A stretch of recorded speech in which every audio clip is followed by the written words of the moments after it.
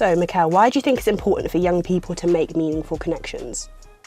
For me, I think it's vital, to be honest. I feel like as a young person, you just need to have like people around you, even if it's just one close friend or one close family member, just that one person can make a massive impact on you as a person and your feelings. And I do feel like it's just vital just to have a connection with somebody and for you to just to be able to open up to and talk to. You don't even have to tell them about your full problem sometimes, but you just having that connection can be key just to you to be in a good space.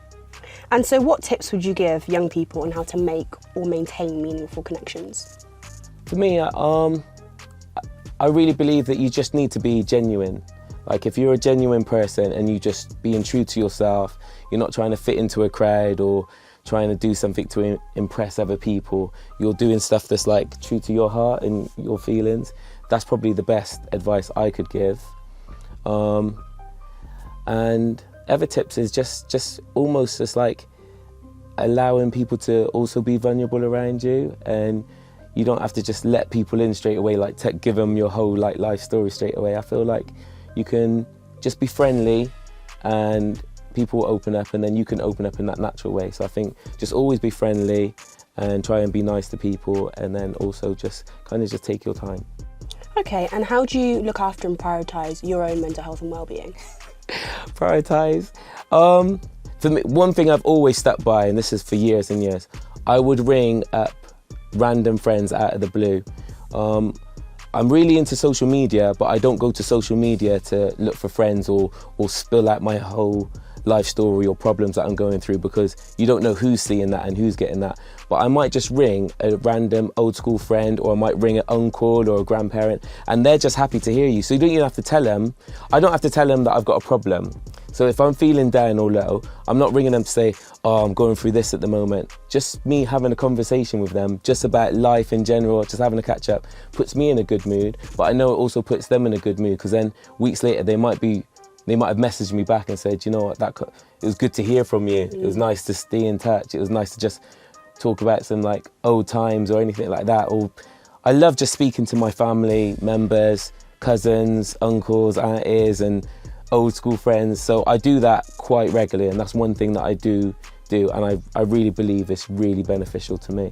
Okay, and how have you overcome challenges in your own life? And please, could you give us an example of this? Challenges in my... I would say I've had some people would see it as a traumatic life. I've been through a lot, I would say.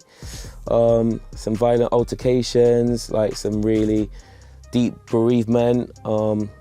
Actually, even now, I've lost a cousin 2 days before New Year's Eve, which I grew up with, and I haven't even spoke about that. But just being around family the last couple of days has been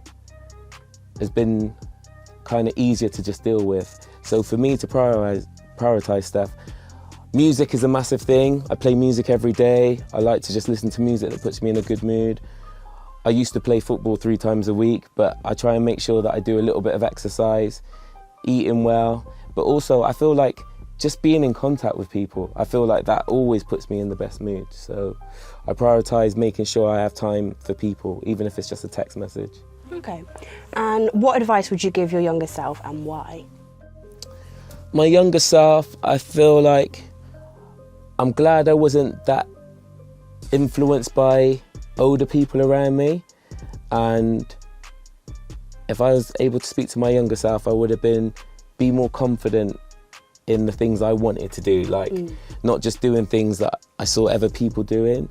I feel like if I was able to talk to myself, even though I feel like I'm quite confident anyway when you see me doing it, I feel like I would like to just have more confidence in the things that I want to do and the things that I'm into.